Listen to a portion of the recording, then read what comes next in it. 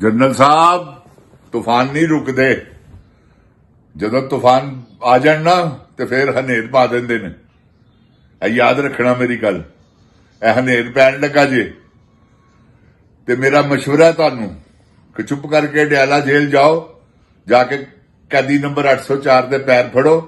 ਪੈਰ ਨਾ ਵੀ ਫੜੋ, ਉਹਦੇ ਕੋਲੋਂ ਮਾਫੀ ਮੰਗੋ।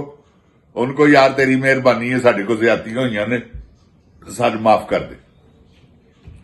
ਕਿੰਨੀ ਕੁ ਦੇਰ ਤੱਕ ਟਿਕਟੌਕ ਖੱਚ ਕਵੀਨ ਦੇ ਕਹਿਣ ਦੇ ਉੱਤੇ ਕਰਦੇ ਰਹੋਗੇ? 700 ਬੰਦਾ ਫੜ ਲਿਆ, ਫਿਰ ਤੁਸੀਂ ਕਿੱਡੀ ਵੱਡੀ ਜ਼ਿਆਦਤੀ ਹੈ। ਕੀ ਕਰਨਾ ਜੀ ਇਹਨਾਂ ਚੋਂ? ਕੀ ਕੱਢਣਾ ਜੀ? ਕੋਈ ਇਹਨਾਂ ਚੋਂ ਤੇਲ ਨਿਕਲਣਾ ਹੈ? ਸ਼ਰਮ ਹੀ ਨਹੀਂ ਆਉਂਦੀ ਤੁਹਾਨੂੰ? ਜਿਹਨੂੰ ਦਿਲ ਕਰਦਾ ਤੁਸੀਂ ਫੜ ਕੇ ਅੰਦਰ ਧੁੰਨ ਦਿੰਦੇ ਹੋ। ਕੁਝ ਤਾਂ ਖਿਆਲ ਕਰੋ। ਤੇ ਜਿਹੜਾ ਤੁਹਾਨੂੰ ਆਣਾ ਹੀ ਨਹੀਂ, ਕਦੀ ਆਇਆ ਹੀ ਨਹੀਂ ਤੁਹਾਨੂੰ ਮੇਰੇ ਹਿਸਾਬ ਨਾਲ ਖਿਆਲ। ਐਡਾ ਜ਼ਾਲਮ ਆਦਮੀ ਮੈਂ ਨਹੀਂ ਦੇਖਿਆ। ਜਿੰਨ ਪਾਕਿਸਤਾਨ ਜੀ ਜਿੱਡਾ ਜ਼ਾਲਮ ਹੈ ਜੀ। ਇਹਨੇ ਤੇ ਯਾਰ ਹੱਦਾਂ ਮੁਕਾਤੀਆਂ ਜ਼ੁਲਮ ਦੀਆਂ। ਆਉਜ਼ ਬਿल्ला मिनश शैतानिर रजीम बिस्मिल्लाहिर रहमानिर रहीम रब्बे ज़िदनी इल्मा। अल्लाह ताला मेरे इल्म में इजाफा फरमा और मुझे सच बोलने की तौफीक दे। अस्सलाम वालेकुम जिन जान पाकिस्तान जी। ओए गोली क्यों चलाई यू? जिन जान पाकिस्तान जी ए जालिम आदमी है। ਉਸ ਤੋਂ ਵੱਡੀ ਜ਼ਾਲਮਾ ਉਹ ਹੈ।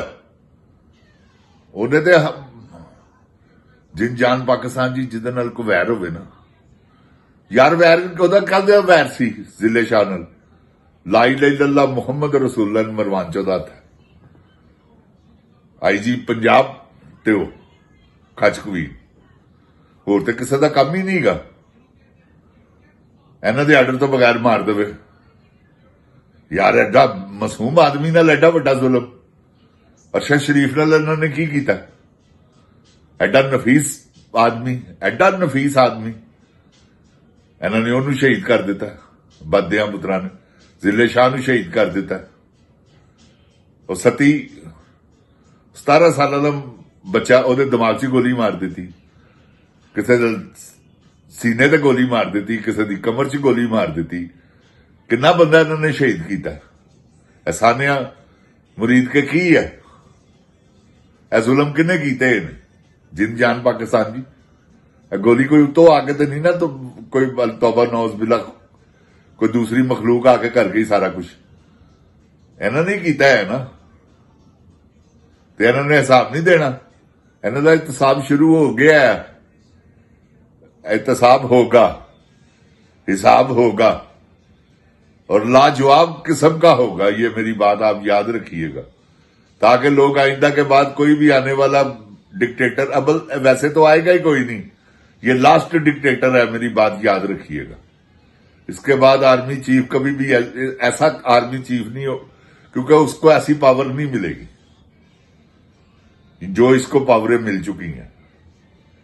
इस्तिस्ना इसने ले लिया, डिफेंस फोर्स का सरबराह ये बन गया, दूसरी मर्तबा एक्सटेंशन इसने ले ली। यार ये इसके बाप का मुल्क तो नहीं है। हम इसके बाप के मुलाजिम तो नहीं है पाकिस्तानी अवाम कि जो ये कहेगा वही करेंगे। ये तो ज्यादती वाली बात है ना कि ये जो कुछ करता है, आपको पता है कि ये क्या क्या कुछ करता है, और वो इसे अप्रिशिएट करने वाले वो मौलाना अशरफी साहब जो है, वो ऐसे बेगैरत आदमी है। कहते हैं 30 लाख आपकी बैत करने के लिए मैं तैयार हूं और 30 लाख मेरे साथ बच्चा है। और बदिया पुत्रा, तेरे नाल 3000 बच्चा नहींगा, किसे खोती दिया पुत्रा। हर एक को गौरमेंट दे विच तू इंज वड़ना मैं जनानिया जिहा कि जिहदा हिसाब कोई नहीं। जिंदी जान पाकिस्तान जी है वो बंदा है सब तो पहले गोलियां मारे। ऐसा बदकार उलमा है। अल्लाह ताला पाकिस्तान दी खैर करे। एहो जिहा दा हिसाब लेना है। देखो जिन्हों ने अल्लाह ने जवाब देना वो सारे बाहर निकल गए ने। ਇਹ ਤੁਸੀਂ कैसी गल है? अल्लाह ताला दा करम जी उन्हां ते। मैं तुहानूं हकीकत कह रहा, जिहड़े इन्हां कोलों दूर हो गए ने। बोले ने ना अगले, कॉन्फ्रेंस भी हुई है ਜਿਹਦੇ ਚ ਅਗਲਿਆਂ ਨੇ ਖੜਕੇ ਦੜਕੇ ਨਾਲ ਕਿਹਾ ਵਾ ਕਿ ਗੈਰ ਇਸਲਾਮੀ ਗੈਰ ਸ਼ਰਈ ਹੈ।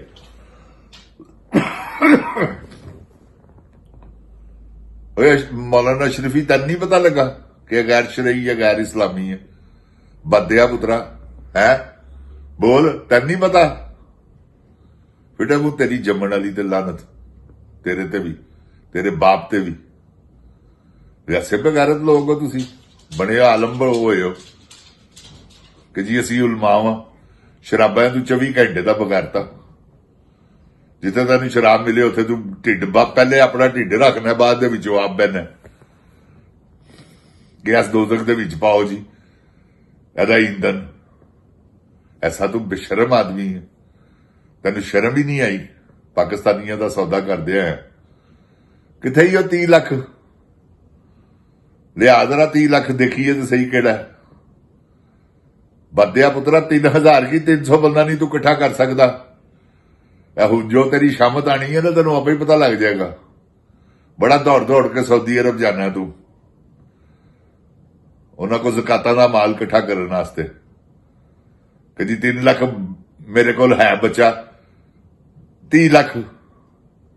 ਇਹਨਾਂ ਚੱਕਰਾਂ ਦੇ ਵਿੱਚ ਤੇ ਤੁਸੀਂ ਪੈਸੇ ਲੈਂਦੇ ਹੋ ਉਹਨਾਂ ਕੋਲੋਂ ਕਿ ਜੀ 30 ਲੱਖ ਬੱਚੇ ਨੂੰ ਅਸੀਂ ਤਾਲੀਮ ਦੇ ਰਹੇ ਹਾਂ, ਦੀਨੀ ਤਾਲੀਮ।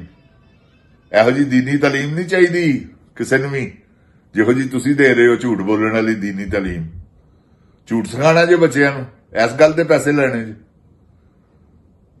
ਤੁਹਾਡੇ ਕੋਲ ਤੇ ਸਵਾਏ ਝੂਠ ਦਿਓ ਹੈ ਹੀ ਕੋਈ ਨਹੀਂ, ਬਗਾਰਤ ਦਿਓ ਪੁੱਤਰੋ। ਮੈਂ ਉਹਨਾਂ ਸਾਰਿਆਂ ਤੇ ਮੈਨੂੰ ਹੈਰਾਨਗੀ ਆਉਂਦੀ ਹੈ ਜਿਨ ਜਾਨ ਪਾਕਿਸਤਾਨ ਜੀ। ਯਾਰ ਤੁਹਾਨੂੰ ਸ਼ਰਮ ਹੀ ਨਹੀਂ ਆਈ? ਤੁਸੀਂ ਅੱਲਾਹ ਤਾਲਾ ਦੀ ਮੁਖਾਲਫਤ ਕਰ ਦਿੱਤੀ ਸ਼ੁਰੂ। ਉਹ ਇੱਕ ਹੋਰ ਮੌਲਵੀ ਸੀ ਉੱਥੇ ਜਿਹੜਾ ਬੜਾ ਗਰਜ ਕੇ ਬੋਲਿਆ ਸੀ, ਕਲਾਕੁਲੀ ਟੋਪੀ ਪਾਈ ਉਹਨੇ, ਉਹ ਵੀ ਬਗਾਰਤ ਦਾ ਪੁੱਤਰ ਇੰਜ ਬੋਲਿਆ ਵਾ ਜਿਵੇਂ ਕੋਈ ਜਰਨੈਲ ਜੀ ਤੇ ਕੋਈ ਇੱਕ ਸਿਪਾਹੀ ਵੀ। ਉਹ ਬਾਦਿਆ ਪੁੱਤਰਾ ਤੇਰੇ ਕੋ ਵੱਖਰੇ ਨੇ, ਸਾਡੇ ਵੀ ਹੈਗੇ ਨੇ, ਲੇਕਿਨ ਇਹ ਜਰਨੈਲ ਨਹੀਂ ਜਿਹੜੇ ਜ਼ਾਲਮ ਨੇ। ਫੌਜ ਸਾਡੀ ਹੈ।